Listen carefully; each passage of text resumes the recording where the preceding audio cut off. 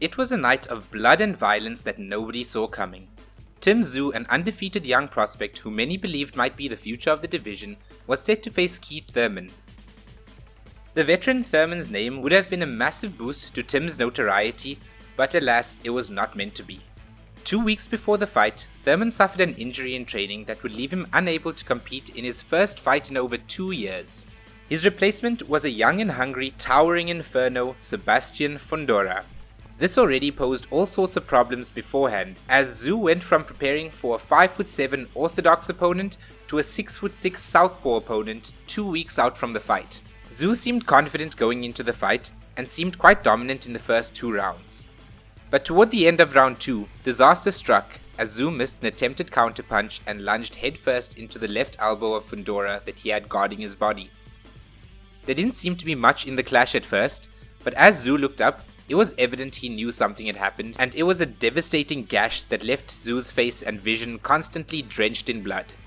Tszyu's wound streamed so heavily straight down into his eyes that the referee or ringside doctor would have stopped the fight before the 4th round ended, making the bout a no contest that would have allowed him to retain his belts and fight another day as the unbeaten champion. Tszyu, being the headstrong warrior that he is though, decided to push through the blurred vision and blood loss to try to get a hard-fought win. Fundora did what any smart fighter would do at this point and fought using his extensively long reach to keep the fight at range and scoop up the victory via split decision. The two showed mutual respect after the fight, with Fundora showing one of the biggest displays of sportsmanship I'd ever seen, coming backstage to give Tim Tszyu the belt he came to the fight with.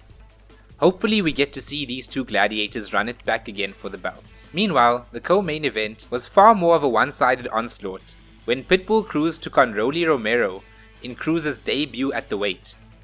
Pitbull, who had been called a chihuahua by Rolly in the build-up, stepped on the gas from round 1 and had Rolly on shaky feet. Toward the end of the 7th round, it seemed that Cruz had entirely broken down Rolly, and the 8th round was nothing but a formality, and the ref could not see Rolly take any more punishment from the fired-up Pitbull. It was a momentous night for Mexican boxing and a show of pure heroism and guts. If you enjoyed the video, please do consider subscribing as it greatly helps the channel. Until next time.